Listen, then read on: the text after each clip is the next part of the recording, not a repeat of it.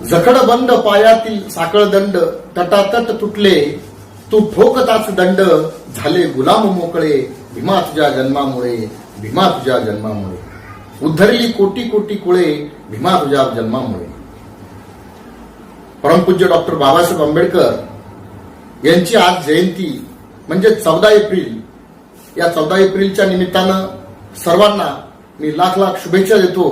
आणि आज या ठिकाणी आपण सोशल मीडियाच्या माध्यमातून काही परमपूज्य डॉक्टर बाबासाहेब आंबेडकर यांचे ऐतिहासिक प्रसंग या ठिकाणी बघणार आहोत. बाबासाहेब आंबेडकर यांचा जन्म 14 एप्रिल 1891 मध्य प्रदेशातील महू या गावी झाला.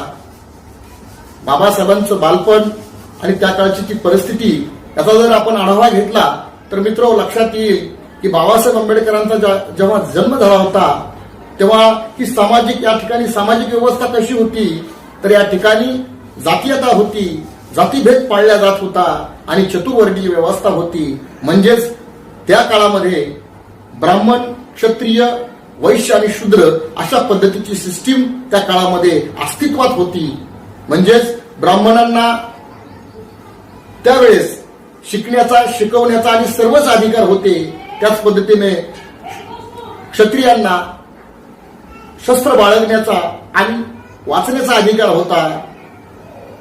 वैश्यांना व्यापार करण्याचा, संपत्ती गोळा करण्याचा आणि वाचण्याचा अधिकार होता.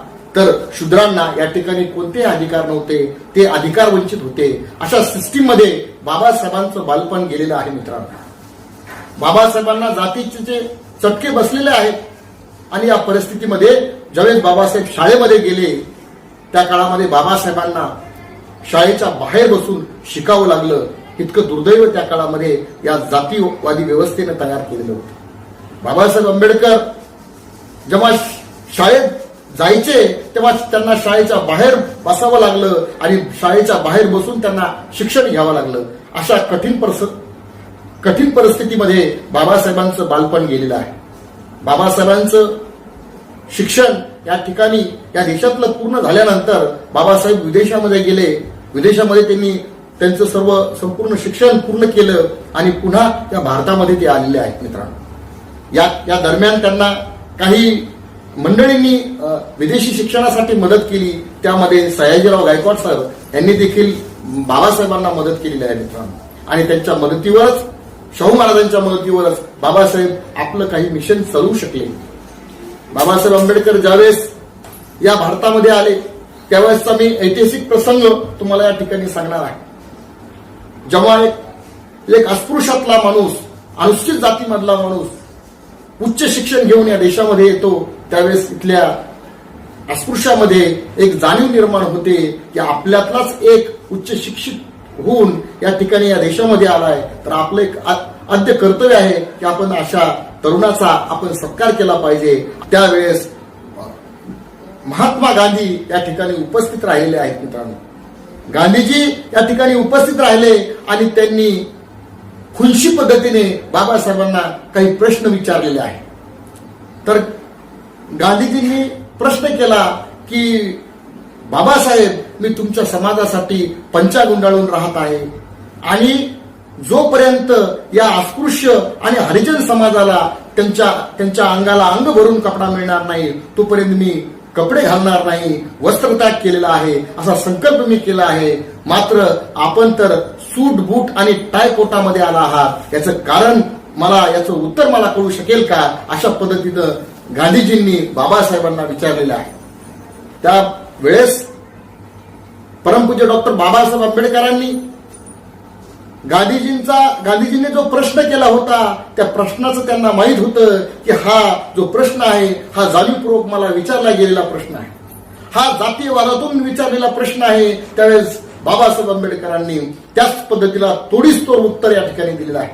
बाबासाहेब आंबेडकर जेव्हा त्यांच्या प्रश्नाचं उत्तर देतात त्यावेळेस ते सांगतात, त्यावेळेस ते ठणकावून गांधीजींना सांगतात की मिस्टर गांधी, मैं तुम्हारे जैसा नंगा आदर्श मेरे समाज को नहीं देना चाहता.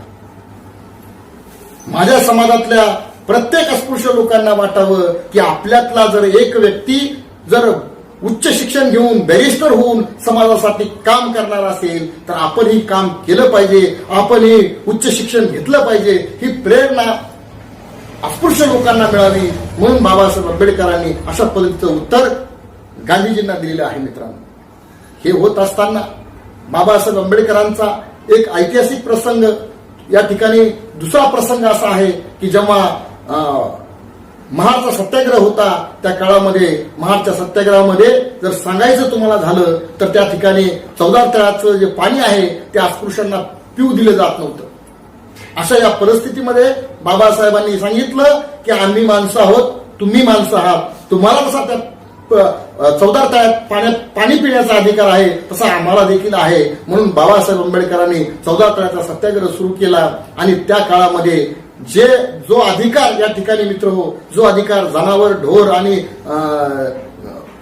मांजरांना होता, पाणी पिण्याचा अधिकार होता, तो इथल्या अस्पृश्य लोकांना नव्हता. असा हा अधिकार बाबासाहेब आंबेडकरांनी कायद्यानं आपल्याला मिळवून दिला.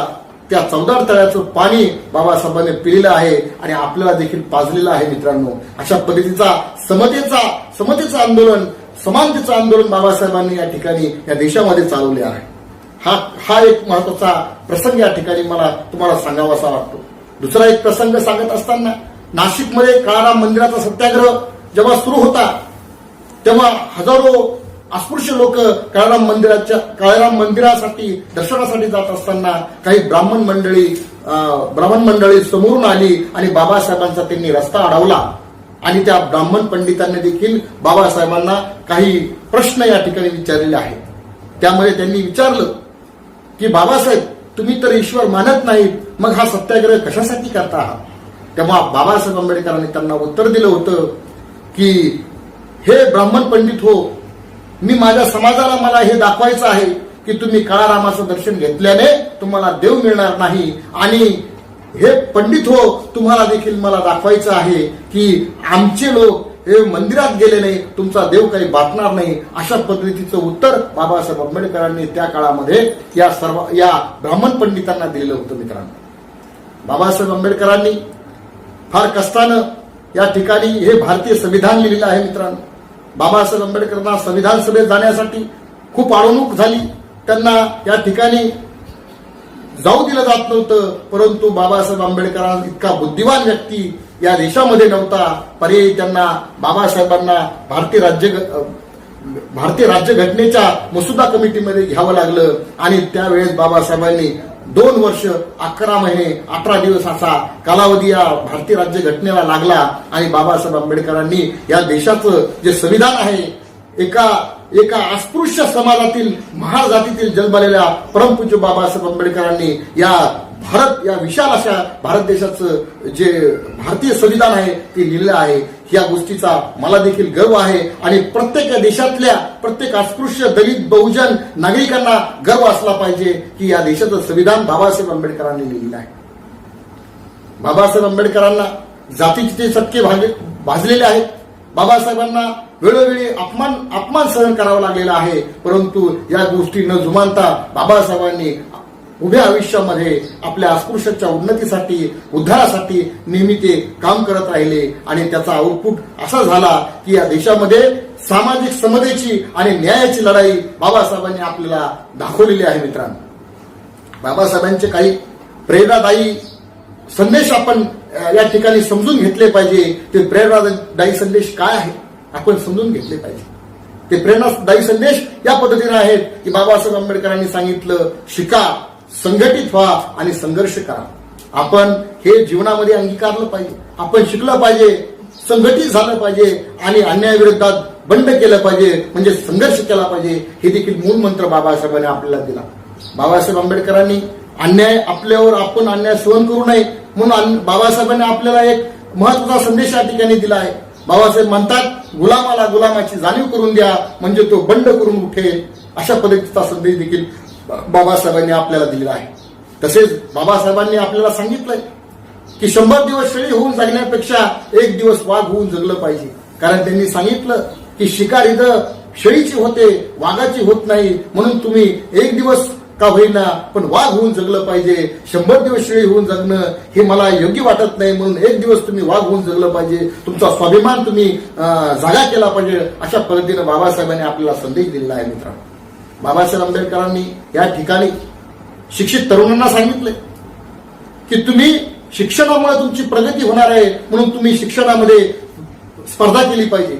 बाबासाहेबांनी एके ठिकाणी सांगितलंय तुम्ही BA MA झालात म्हणजे तुम्हाला नोकरी मिळणार नाही, तर पुढारलेल्या जातीच्या लोकांची स्पर्धा करून तिथे बुद्धीचा प्रभाव पाडल्याशिवाय तुमच्या शिक्षणाची काहीच किंमत होणार नाही. म्हणून बाबासाहेबांनी आपल्याला सांगितलंय तुम्ही चांगलं शिक्षण घ्या, स्पर्धेत टिका. अशा पद्धतीचा संदेश देखील बाबासाहेब आंबेडकरांनी आम्हाला दिला आहे. आम्ही या संदेशाचं या जीवनामध्ये पालन केलं पाहिजे असं मला वाटतंय. बाबासाहेब आंबेडकरांनी आपल्यासाठी काय केलं असं जर आपण म्हणलो तर मला वाटतंय बाबासाहेब आंबेडकरांनी या देवलोकांनीही जेवढं काम केलं नाही तेवढं काम बाबासाहेबांनी आपल्यासाठी केलेलं आहे. आपल्या हक्क अधिकारासाठी ते आयुष्यभर लढलेले आहेत. म्हणून त्यांचा जो इतिहास आहे तो आपण या ठिकाणी डोळ्याने वाचला पाहिजे आणि डोळ्याने वाचून डोक्यात घेतला पाहिजे. अशा पद्धतीचा जो विचार आहे तो बाबासाहेबांनी आपल्याला दिलेला आहे. बाबासाहेब आंबेडकरांनी आपल्यासाठी काय केलं हे म्हणण्यापूर्वी बाबासाहेबांनी ओबीसीसाठी काय केलं तर मित्रो, बाबासाहेबांनी ओबीसीच्या हक्क आणि अधिकारासाठी इथल्या स्त्रियांच्या हिंदू कोड बिल आणि स्त्रियांच्या हक्क आणि अधिकारासाठी मंत्रिपदाचा देखील राजीनामा दिलेला आहे. मित्रांनो, हे आपण लक्षात घेतलं पाहिजे. म्हणजे बाबासाहेब आंबेडकर हे फक्त अस्पृश्याचेच नाही तर संबंध बहुजनाचे नेते आहेत हे आपण या ठिकाणी लक्षात घेतलं पाहिजे. सिम्बॉल ऑफ नॉलेज अशा पद्धतीची ओळख बाबासाहेबांची आहे. या देशामध्येच नाही तर जगामध्ये एक नंबरचा विद्वान जर कोण असेल तर तो फक्त आणि फक्त बाबासाहेब आंबेडकर आहेत असं मला या ठिकाणी गर्वानं आणि अभिमानानं सांगावं असं वाटतंय. बाबासाहेब आंबेडकर यांच्याविषयी आपण बोलत राहिलो तर मला वाटतंय वेळ देखील पुरणार नाही. म्हणून बाबासाहेबांनी आपल्यासाठी खूप केलंय. आपणही त्यांच्यासाठी म्हणजे त्यांच्या मुवमेंटसाठी काहीतरी केलं पाहिजे असं या ठिकाणी मी या जयंतीच्या निमित्तानं तुम्हाला सांगतो.